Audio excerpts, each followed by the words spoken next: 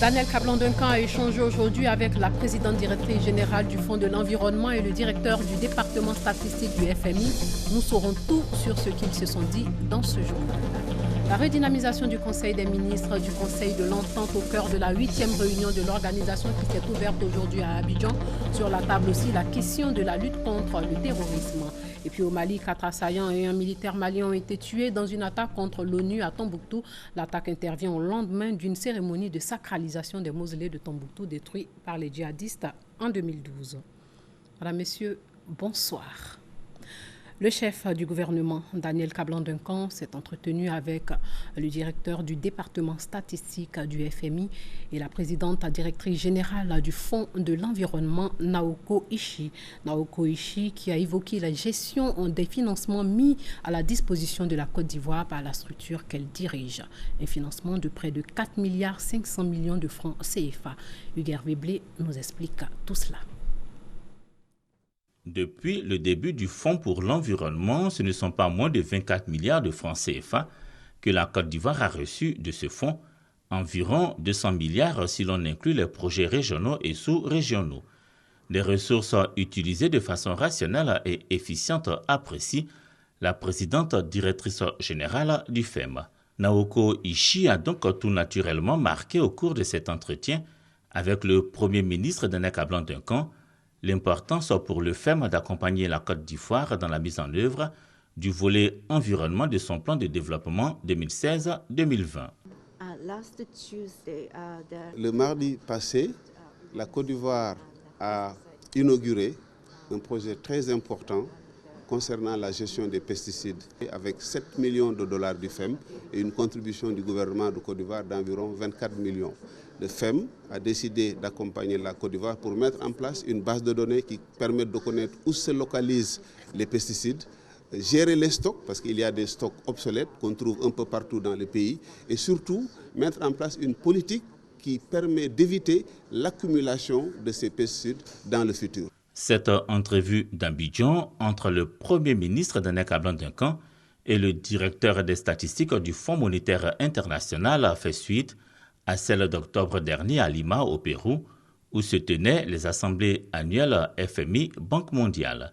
La rencontre d'Abidjan, une autre occasion pour les deux personnalités de souligner une fois encore l'importance de l'appareil statistique dans la prise de décision. Nous avons suivi certains dossiers qui sont très chauds dans le domaine de la statistique. Il y a eu des progrès considérables qui ont été faits, en particulier l'amélioration de la comptabilité nationale, l'amélioration des comptes agricoles, l'amélioration des données sur l'administration publique. Et je peux dire que le Premier ministre tient à cœur l'amélioration des statistiques parce qu'il est très conscient de l'impact que ça a sur la prise de décision des pouvoirs publics et aussi des réalisations. Une délégation du Conseil des ministres du Conseil de l'entente a été reçue aujourd'hui même par le Premier ministre Daniel Kablan-Duncan. Ces membres du Conseil de l'entente ont présenté leur programme et leur rapport d'activité au chef du gouvernement. Ils ont parlé de l'adoption du budget de cette année et de l'exécution des travaux axés sur l'action en ce qui concerne les menaces sécuritaires, d'où la mutualisation de leurs efforts pour prévenir et combattre le terrorisme. Les ministres du Conseil de l'entente veulent aussi faire des réformes au sein de l'organisation, ce qui va la redynamiser. Ils étaient réunis aujourd'hui à Abidjan dans le cadre des travaux de la 8e réunion ordinaire. À l'ordre du jour, l'examen du rapport d'activité du secrétariat exécutif, la 9e réunion du comité des experts. La question de la lutte contre le terrorisme n'a pas été occultée. Michel Mambo revient de Eden Golf Hotel de la Riviera où s'est tenue la rencontre. 15 janvier 2016, le Burkina Faso est victime d'une attaque terroriste. Au moins 30 morts. La menace continue de planer. La situation est alarmante. Réuni à Abidjan ce 5 février à l'occasion de sa 8e session ordinaire, le Conseil des ministres, membres du Conseil de l'entente, aborde le sujet. Cette lutte contre le terrorisme suppose un renforcement de nos instruments de coopération policière et judiciaire, ainsi qu'une mutualisation de nos moyens, notamment dans le domaine des renseignements. Il nous faut nécessairement de l'anticipation, assez de moyens, assez d'hommes et aussi assez d'intelligence de la situation qui prévaut actuellement.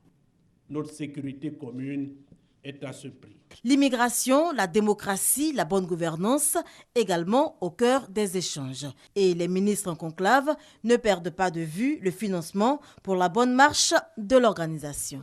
Notre organisation a un plan stratégique qui est mis en œuvre depuis 2013. Donc nous allons examiner certaines activités précises, très visibles par nos populations dans ces pays.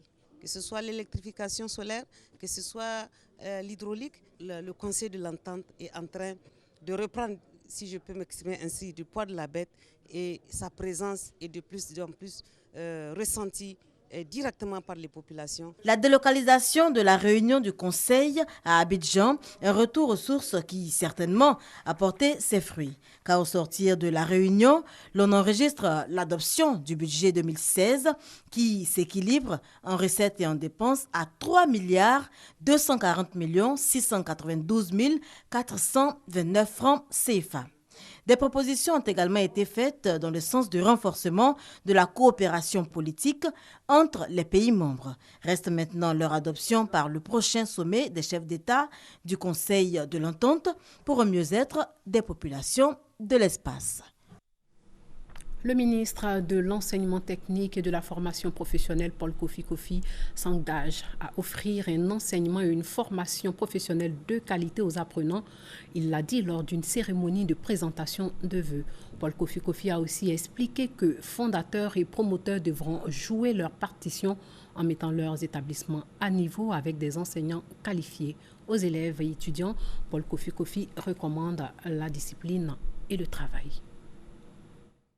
Avec une capacité d'accueil estimée à 69 000 places contre 479 000 demandes en 2010, l'enseignement technique et la formation professionnelle ont d'énormes défis à relever. Faire en sorte que chaque jeune Ivoirien ait à choisir son ordre d'enseignement dans les mêmes conditions, dans le cadre de l'école pour tous, en fonction de ses potentialités.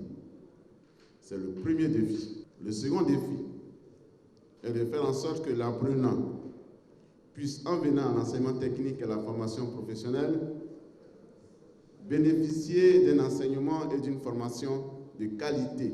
Le troisième défi est de donner l'opportunité aux travailleurs de pouvoir se perfectionner pour améliorer leur productivité. Pour atteindre les objectifs, le ministre de l'Enseignement technique et la formation professionnelle appelle à une parfaite collaboration entre les acteurs du système éducatif pour un encadrement de qualité. Les meilleurs élèves et étudiants ainsi que des agents admis à la retraite ont été distingués. Les étudiants de l'Université internationale de Grand Bassam ont rencontré Abdourahmane Cissé, le ministre chargé du budget. Un modèle de réussite pour ces étudiants, des étudiants qui veulent en savoir plus sur les clés de la réussite professionnelle et sociale. C'est l'association Global Sharpers Community qui est à l'origine de cette rencontre. Le reportage de Justine Sey Djike. Ils sont jeunes, sont étudiants dans une université d'excellence. Ils ont pour ambition d'être des élites de la nation ivoirienne. Pour y parvenir, il faut certes de bonnes études, mais aussi le partage d'expériences et de modèles tels le ministre chargé du budget. Abdourahmane Cissé a communiqué son rêve et ses armes de réussite aux étudiants de l'Université internationale de Grand Bassam. Tout part du rêve, tout part des ambitions. Nous souhaitons que les jeunes soient ambitieux, qu'ils se donnent les moyens de réussir. Aujourd'hui, l'État de Côte d'Ivoire met les moyens à disposition, que ce soit en matière d'éducation, à travers 22% du budget de l'État affecté aux questions d'éducation. Nous souhaitons leur donner les formations de base, de sorte à leur permettre de pouvoir voler de leurs propres ailes. Il faudrait qu'ils saisissent cette opportunité. Le ministre chargé du budget les a aussi rassurés de la détermination du gouvernement ivoirien à œuvrer pour la création d'emplois en vue de leur garantir un avenir meilleur. Une rencontre pleine d'enseignements pour les jeunes membres de l'association Global Sharpers Community initiateurs de cet échange. Pour nous, en fait, déjà, c'est le ministre le plus jeune du gouvernement.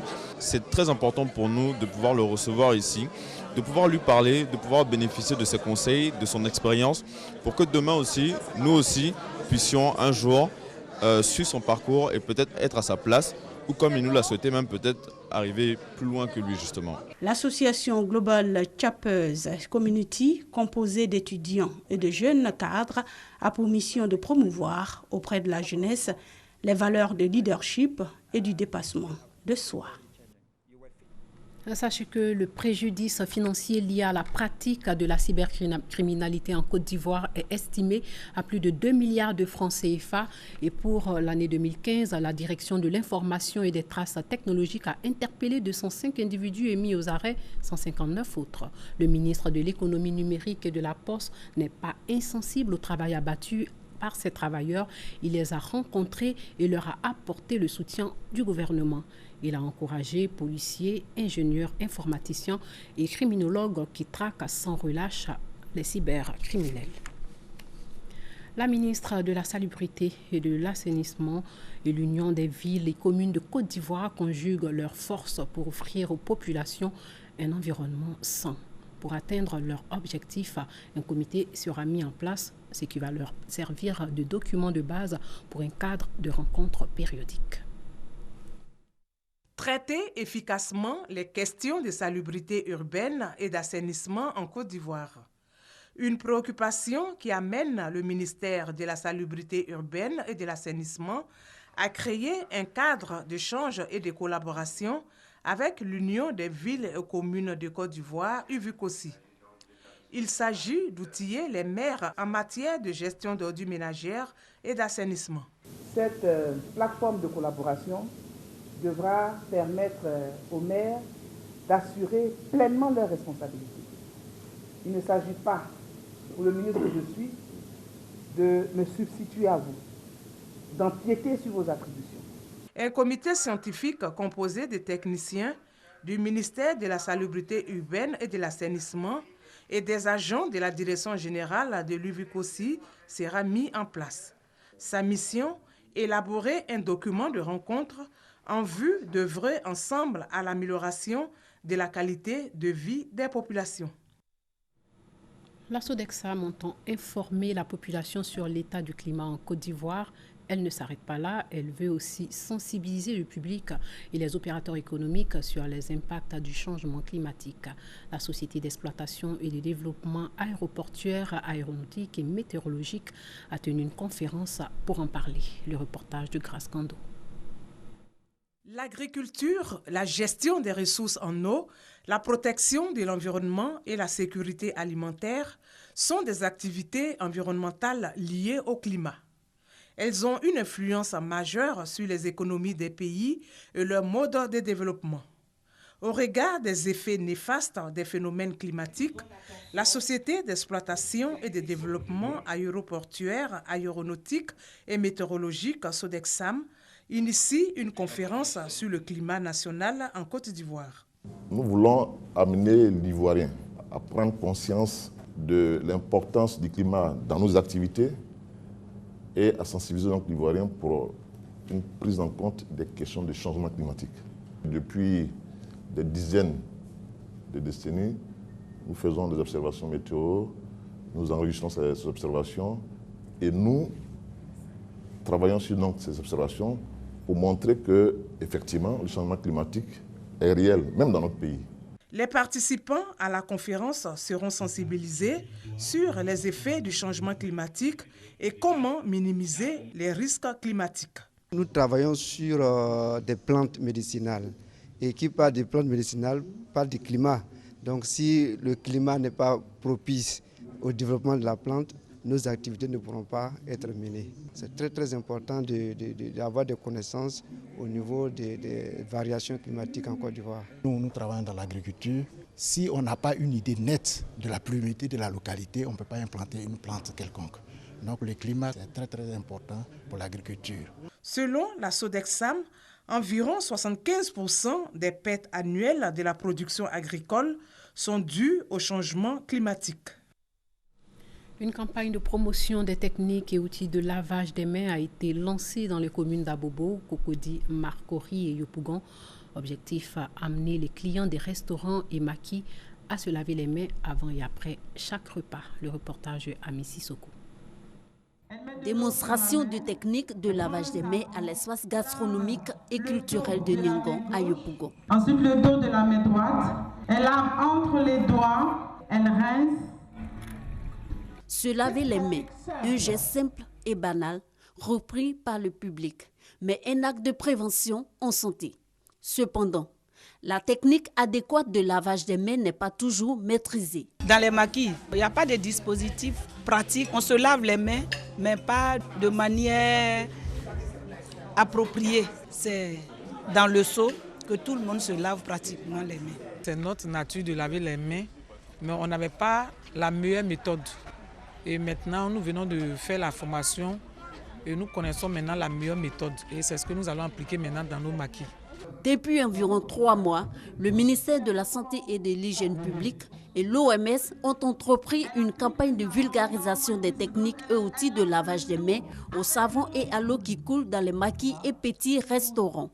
À ce jour, ce sont plus de 200 tenanciers des communes d'Abobo, Cocody, Marcory et Yopougon qui ont été formés en hygiène et aux techniques de lavage des mains par le ministère de la Santé et de l'Hygiène publique. La population ne le fait pas suffisamment et surtout elle ne le fait pas toujours soigneusement. Un geste simple, peu onéreux et qui préserve de beaucoup de maladies. On a parlé de la maladie à virus Ebola, il y a le choléra, il y a la grippe, beaucoup de maladies parasitaires et qui motivent un lavage des mains correct à l'eau et au savon, mais une eau qui coule. Ne trempons pas nos mains dans un même seau. Pour que les clients se lavent systématiquement les mains avant et après chaque repas, les 200 tenanciers formés ont reçu des dispositifs conventionnels de lavage des mains. La campagne de vulgarisation des techniques et outils de lavage des mains dans les maquis et petits restaurants va s'étendre à l'intérieur du pays. Des incendies ravagent des plantations et des hectares de forêt, et cela presque chaque jour à Oumé, dans l'ouest du pays. Cela serait l'œuvre de pyromanes, des personnes qui veulent nuire aux planteurs qui possèdent un grand nombre de plantations de cacao ou d'autres cultures. Pagassoro Kone s'est rendu à Oumé pour en savoir plus. Des flammes, une fumée épaisse. Ce champ, situé à une quinzaine de kilomètres d'Oumé, est celui des Richemont. À l'aide d'une machette, ces pères de 2 enfants tentent de freiner la progression du feu qu'ils croyaient pourtant éteint la veille. Venu avec nous constater les dégâts précédents, Richemont, surpris de voir que le feu a repris, regarde impuissant ces hectares de cacao et de bananes plantains partir en fumée. Le constat est amer. Tout a été ravagé. Le cacao, depuis 8 ans, ça a été planté. Bientôt, depuis l'année passée, ils ont commencé à produire. Le voici actuellement, tout est desséché, mort. À l'origine de l'incendie, une imprudence. C'est quelqu'un qui avait nettoyé un bas-fond et il a brûlé. Le bas n'était pas totalement éteint, puis il l'a laissé. Les feux de brousse sont récurrents dans le département d'Oumé. Sur la liste, la forêt classée de l'Athénée, située à environ 20 km de la ville d'Oumé. Il faut dire qu'on a eu plusieurs origines. Donc deux feux d'origine externe qui sont venus du domaine rural. Et ensuite, les autres feux sont des actes de sabotage de paysans ayant leurs champs qui ont été brûlés de manière accidentelle par le feu. Donc par jalousie, ils mettent ce genre de feu-là pour que ça puisse brûler aussi le champ de leurs collègues. Pour les agents de la SODEFOR, circonscrire le feu dans cette forêt classée de plus de 29 000 hectares n'est pas aisé. Les autorités municipales, elles, entendent sensibiliser davantage les populations de cette localité sur les dangers liés au feu de brousse. Demain, c'est la journée internationale de lutte contre les mutilations génitales féminines, une pratique qui a coûté la vie à plusieurs petites filles. Celles qui ont survécu à cette pratique en gardent un goût amer. C'est le cas de cette femme que notre correspondante amant Eve Boué a rencontrée. Écoutons son témoignage. Je suis partie en exclusion. J'ai saigné jusqu'à... Depuis quand je suis quittée en exclusion là. Quand j'accouche net, on me reprend sur le brancard. Je ne peux pas marcher, je saigne. Ces mots de cette dame traduisent les conséquences de la pratique de l'excision sur sa vie. Mère de 4 enfants et veuve, c'est à l'âge de 17 ans qu'elle a été excisée. Le poids de la tradition aidant, elle a pris part à cette pratique pour éviter les railleries de ses camarades. À notre temps, là, les gens se moquaient de nous, raison pour laquelle je suis partie. Deux fois, quand elles sont en réunion, nous on s'en va là-bas et dit que nous sommes incirconcis. On ne va pas écouter à leur réunion. Que ceux qui ne sont pas circoncis n'ont pas de cœur. Ils ne réfléchissent pas. Aujourd'hui encore, elle traîne des séquelles. À cause de l'exclusion, je n'ai pas fait beaucoup d'enfants. Jusqu'à pas fini, mon mari dit « Ah, trop c'est trop. On n'a qu'à arrêter de faire enfant. Pas que tu vas mourir en accouchement. » Et jusqu'à aujourd'hui, ça me fatigue, ma vieillesse même me fatigue. Des traumatismes physiques et psychologiques qu'elle gardera à vie. Cependant, elle ne baisse pas les bras. Elle a d'abord refusé de faire exciser ses 2 filles et elle sensibilise sa communauté sur les méfaits de cette pratique honteuse. Je leur dis que l'excision n'est pas bonne. Ça donne la maladie. Ça donne même tétanos. Ça tue les enfants. Donc, ils n'ont qu'à arrêter. Selon les estimations de l'Organisation mondiale de la santé, OMS, 3 millions de filles continuent d'être à risque chaque année. La Côte d'Ivoire demeure l'un des pays les plus touchés en Afrique de l'Ouest. Une opération menée par la brigade de la direction de la police des stupéfiants et des drogues a permis de détruire un grand fumoir dans la commune d'Adjamé au quartier rouge. De la drogue et des armes blanches ont été saisies, des toxicomanes ont été interpellés. Abou Sanogo. Quartier rouge, sous-quartier dans la commune d'Adjamé. Descente inopinée des forces de sécurité et de défense. La mission est claire. Bouclage, ratissage, destruction de fumoirs et de tout endroit susceptible d'abriter des délinquants. Non loin de ces baraques de fortune se trouve un bâtiment protégé par une clôture en tôle. Mais loin d'être un espace commercial, c'est en fait un grand fumoir. Ici, ça pue la drogue. Vous voulez vous approvisionner? Prenez donc place en attendant d'être reçu au guichet. Mais ne vous fiez surtout pas au décor. Mais une fois servi, un espace vous est réservé pour vous permettre d'être à l'aise. Mais attention, lorsque l'on dépasse sa dose, les choses se compliquent. Mon grand frère, oui, mon vieux père. Allez, mis la bouteille. Oh. Allô? Oui, là où? Mais aujourd'hui, ce fumoir n'existe plus. Il a été détruit par la machine de la brigade spéciale de la direction de la police des stupéfiants et des drogues.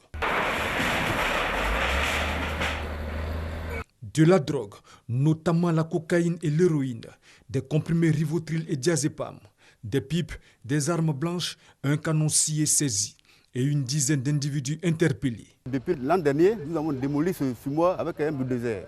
En moins d'1 an, ils ont reconstruit le fumoir. Et là, moi, je lance un appel pour dire que ça s'étend sur Abidjan et sa banlieue.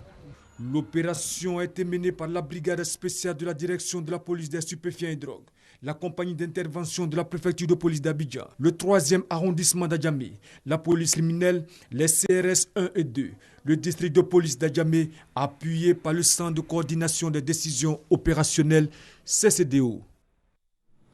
6 000 cas d'accidents dus à la consommation de l'alcool ou autres substances au volant sont répertoriés chaque année en Côte d'Ivoire. Selon l'OMS, 600 personnes sont tuées et 11 000 autres blessées. Il faut donc tirer la sonnette d'alarme. Et ce sont les véhicules de transport en commun qui sont très souvent pointés du doigt. Fidèle Aigné et Herman Niamian les ont rencontré les chauffeurs de ces minicars. Pougon Sable, avant de se mettre au volant de son véhicule chaque matin, Alassane Fadiga se rend au kiosque à la recherche d'un liquide qui lui est précieux, le café noir. Son apprenti, lui, préfère les sachets d'alcool. Le café, c'est seulement pour se motiver. Voilà. Et sans la chaleur, on prend ça pour travailler, pour chercher notre argent, pour gagner. Il y a d'autres, c'est pas les doses. Ils s'en prennent quelque chose pour venir rouler. Alors que il y a d'autres là, c'est pour quelque chose, calao, le noir. Alors que tout ça là, c'est pas de la drogue, c'est la dose. La mauvaise conduite et le manque de courtoisie des conducteurs sont en partie liés à la consommation de ces substances psychoactives. Quand tu prends le café noir et les sachets, ils sont insupportables. Ils posent beaucoup d'actes qui ne sont pas nobles. Ils bloquent les monnaies, et où ils doivent te descendre, ils ne te descendent pas, ils t'amènent ailleurs, tout ça, là, ça fait partie de ça. Avec la consommation illicite de ces stupéfiants-là, vraiment, ça met lui-même sa vie en danger et celle des passagers aussi. De nombreuses vies sont menacées chaque jour sur les routes. Selon l'OMS, l'Organisation mondiale de la santé, 6 000 cas d'accidents sont enregistrés chaque année en Côte d'Ivoire. Face à cette situation alarmante, l'OSER, l'Office de sécurité routière, appelle à la prudence.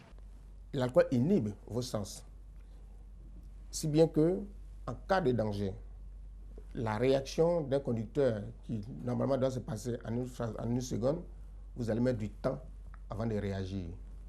Nous allons, avec l'aide de la police, de la gendarmerie, même des collectivités, interdire ce genre de pratiques, vendre l'alcool au point d'embarquement.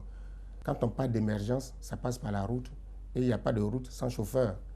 Alors nous leur demandons de se prendre au sérieux. Les substances psychoactives et la conduite ne font pas bon ménage. Tourner le dos à ces substances, c'est choisir la vie et préserver la vie des autres. Pour l'OSER, conduire est une lourde responsabilité et pour le faire, la lucidité est exigée pour réduire le taux d'accidents sur nos routes. Les femmes de Diegonefla ont reçu des chèques d'une valeur de 10 millions de francs CFA. Les chèques ont été remis par le maire de la ville. Objectif, leur permettre d'être autonomes. Le reportage de Patricia Oumou-Etia. Située dans le centre-ouest de la Côte d'Ivoire, Diegonefla est une ville cosmopolite. Plusieurs ethnies y cohabitent. Les femmes de cette localité se sont regroupées au sein de la Fédération agricole de Diegonefla. Le but est de fédérer leurs efforts pour accroître la production agricole. Pour les encourager, Bagrou Goli, maire de Diegonefla, a procédé le week-end dernier à la remise d'un chèque de 10 millions de francs CFA aux femmes pour renforcer leurs activités. Lorsque vous aidez une femme, vous aidez toute la famille, vous aidez toute la nation. C'est pourquoi ici à Diegonefla, nous avons eu des projets innovants, des projets fédérateurs, des projets pour les femmes, pour les sortir du sous-développement. Il a également contribué à la réhabilitation de certaines infrastructures de la commune afin de contribuer à l'amélioration du cadre de vie de ces populations. Une cérémonie conviviale qui a enregistré la présence des cadres et des élus de la localité. Environ 20 000 personnes ayant fui l'avancée des forces de Bachar al-Assad dans la province d'Alep sont bloquées du côté syrien de la frontière turque. Hier, à la réunion de Londres qui a rassemblé 70 pays, plus de 10 milliards de dollars d'aide à près de 5 500 milliards de francs CFA. Parmi les donateurs, l'Union européenne, les États-Unis, le gouvernement britannique, l'Allemagne. Plus d'1 million de Syriens vivent actuellement au Liban dans d'immenses camps de réfugiés. Et malgré l'aide des Nations Unies, les enfants y sont peu ou mal scolarisés. Comment inverser cette tendance? C'est tout l'enjeu de la conférence des donateurs de la Syrie tenue à Londres. Environ 10 milliards de dollars, soit 5 500 milliards de francs CFA, ont été promis à l'issue de cette conférence. C'est le prix à payer pour aider ces millions de Syriens épuisés par la guerre et tenter d'endiguer la crise des réfugiés qui menace de déstabiliser les pays d'accueil. Pour l'année 2016 seulement, nous avons débloqué 6 milliards de dollars, en plus des 5 milliards de dollars supplémentaires à plus long terme en 2020. Cela veut dire que des millions de personnes vont maintenant recevoir de la nourriture, des soins médicaux et un abri en Syrie et ailleurs. En Syrie, plus de 13 millions de personnes se trouvent en situation de vulnérabilité sous les bombes. Environ 5 millions ont fui dans les pays voisins selon l'UNICEF. Pour Andrea Merkel, combattre les causes de la crise syrienne serait une solution adéquate pour éviter les flux des réfugiés vers l'Europe. Aujourd'hui, il s'agit de savoir ce qu'on peut faire pour combattre les causes qui font fuir les gens afin d'éviter les traversées dangereuses vers l'Europe qui deviennent souvent mortelles à cause des trafiquants et des passeurs afin qu'ils puissent vivre dans des conditions décentes. Outre l'aide financière directe, les États du Moyen-Orient accueillant les réfugiés réclament des facilités économiques destinées à créer des emplois. Des requêtes prises en compte lors de la déclaration finale de la conférence des donateurs. Plus d'1 million d'emplois sont prévus d'ici à 2018 pour les réfugiés syriens et les communautés d'accueil dans les pays voisins de la Syrie. En Colombie, 3 patients atteints de Zika et du syndrome Guillain-Barré sont décédés. Le virus Zika a été détecté dans l'urine et la salive. Face à la gravité de l'épidémie, les États-Unis recommandent l'abstinence ou le préservatif au retour d'une zone infectée.